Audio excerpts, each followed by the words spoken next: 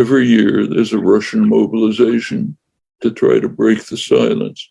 This year, Putin went further, escalated it to criminal aggression. Well, why did he do it? There are two ways of looking at this question. One way, the fashionable way in the West, is to plumb the recesses of Putin's twisted mind and try to determine what's happening in his deep psyche. The other way would be to look at the facts. For example, to look at the fact that in September 2021, the United States came out with a strong policy statement calling for enhancement of U.S. efforts, military cooperation with Ukraine, further sending of advanced military weapons, military joint military operations, all part of the enhancement program of the Ukraine joining NATO.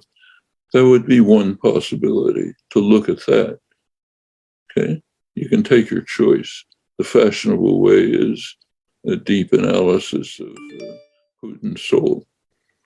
It's a choice. We don't know which is right. What we do know is that Ukraine will be further devastated, and we may move on to terminal nuclear war if we do not pursue the opportunities that exist for a negotiated settlement. Well, you might take Ukraine is a horrible monstrosity. Is it genocide? If it's genocide, what term do we use for the US-UK actions, which are vastly worse? Okay, what term do we use for them? What term do we use for the fact, where is the moral outrage? Yes, it's certainly right to have moral outrage about Putin's actions in Ukraine.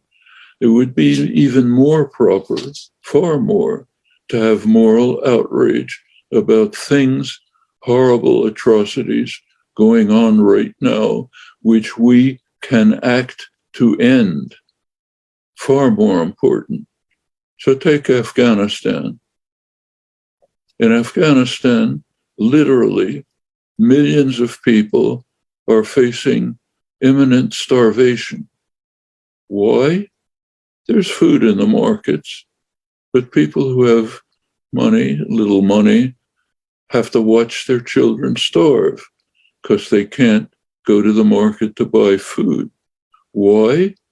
Because the United States, with the backing of Britain, has kept Afghanistan's funds in New York banks and will not release them. Putin is as concerned about democracy as we are.